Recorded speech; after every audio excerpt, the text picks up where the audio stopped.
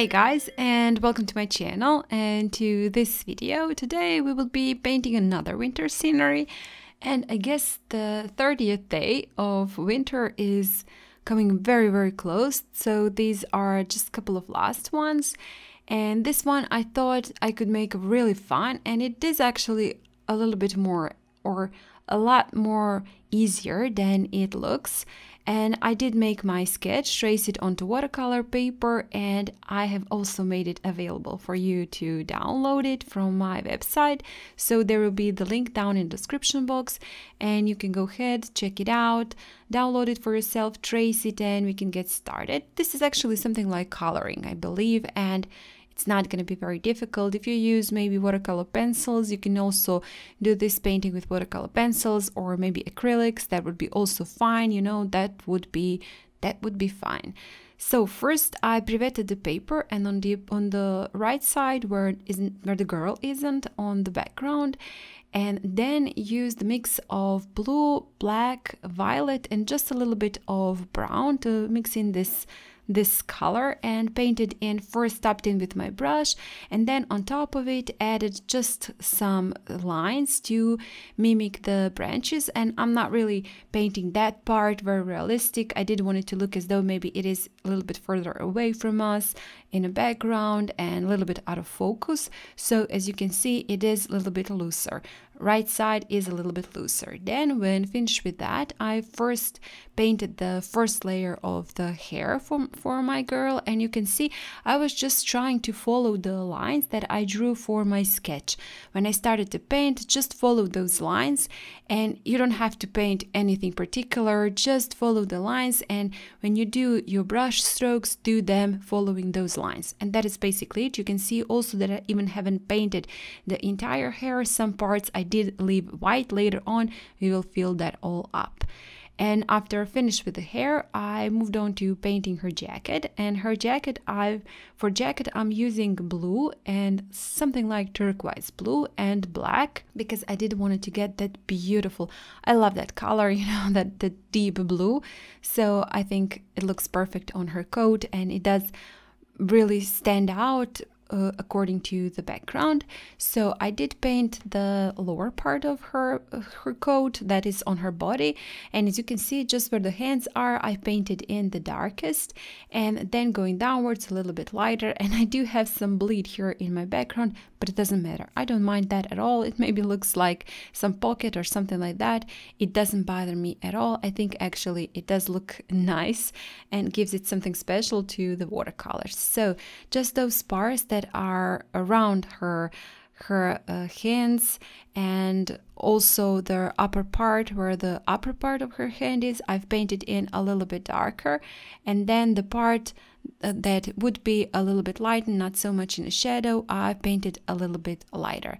And just as I said, those parts that are nearest to her hands and left side of her hands, I've painted in a little bit darker. And also just mind that whenever you do your strokes on her coat, just do them in a direction that that coat, the hand or the body is. Just do it in that direction.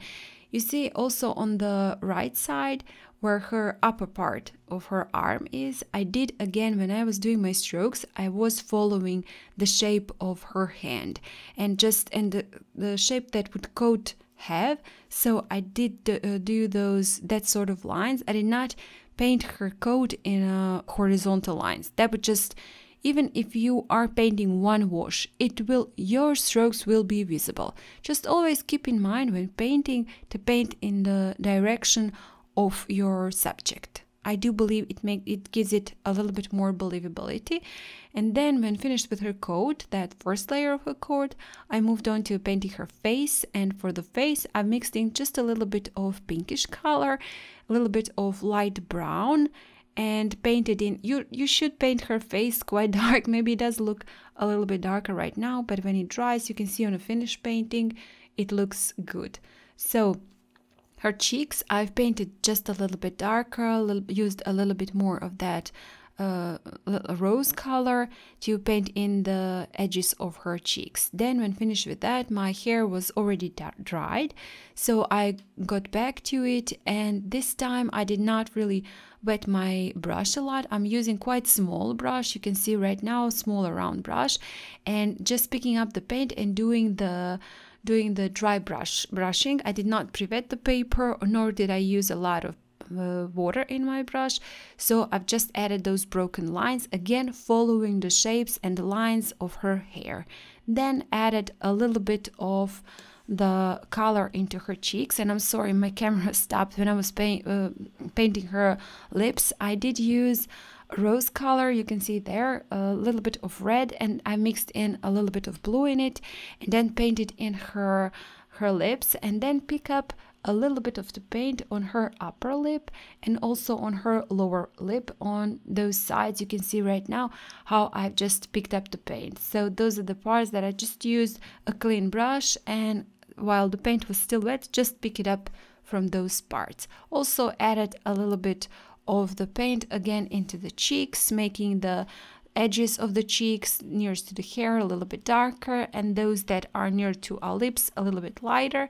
And now the hair dried completely, so as I was saying, I just filled up those parts that were left white.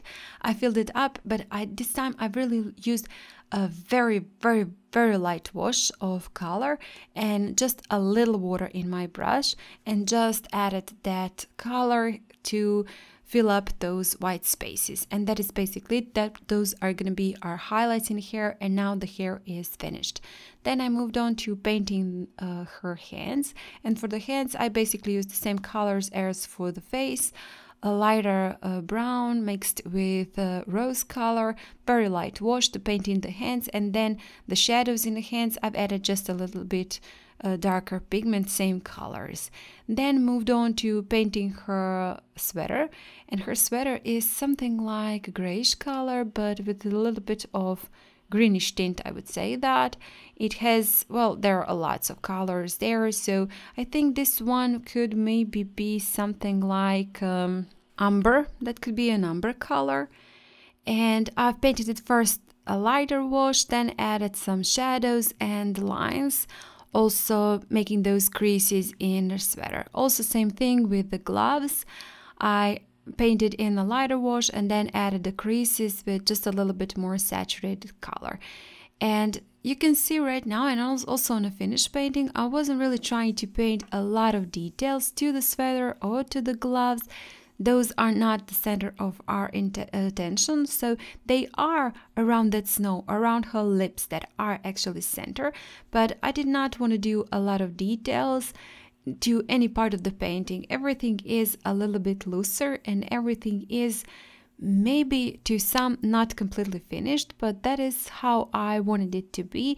And I did use a little bit stronger colors for her hair, for her lips, and her coat. Those are the three things that are having the darker colors, and I do want the girl to overall to be in a focus, not anything particular on the girl, but just her all the way. So from the top of the girl to the bottom of the girl to be. So as I said, I did not do a lot of details to any part of her, to the gloves either. And I am painting here the creases, some parts a little bit darker around her fingers where the shadows are. For the fingers, I'm using same colors as I did use for her face and for her hands. And that is basically it. You can see right now, not any details, not so many details at all, but I was just again minding when painting, minding the shape, the movement of the subject I am painting, and always just following with my lines, following that shape. And now the last touch, her sweater, and I've painted in a little bit darker on one side, looking though it is in shadow, and a little bit lighter in the other side. When finished with that, I left it to dry completely, all of it, and then just picked up with this smaller brush. This is a liner brush, Lebenson brushes, you know. I'm not sure if you have seen my video on where I'm opening those brushes, but they're just so gorgeous handmade brushes, and I do so much enjoy painting with them. So maybe if you're considering buying yourself a brush and you don't want to have something very, very nice, beautiful, gorgeous, and very good to work with, you can get yourself some of those Lebanson brushes. There is a link down in the description box, and also just for you guys, until the end of December there is a 20% discount if you use the code that I will put down in the description. So maybe just check it out, and maybe you'll find some interesting for you. I was saying that I'm adding, just with that brush, I was adding lines where the most of the dry brushing, where the most of the snow is, and then on top of it just sprinkled in some snow again, first with a little bit with that smaller round brush tapped in, and then with this brush, this one has a very stiff bristles, and do a very, very nice, beautiful small sprinkles. As you can see right now, lots of small, and it is quite stiff. And with that, I'll be finishing off this painting and this video. As you can see, it's not that difficult as it may look in the beginning, so I encourage you to give it a try. You have a free sketch for download, so why not? Just give it a try. And again, guys, thank you so much for watching. If you like this video, please hit the like button, share it, comment. If you haven't still, please, again, do subscribe to my channel. I do repeat myself all the time. And maybe think of joining my channel. That would be awesome. Awesome. Thank you to all of you who already did join my channel. I really do appreciate that a lot. And again, thank you so much for watching, and I hope I'll see you next time. Bye.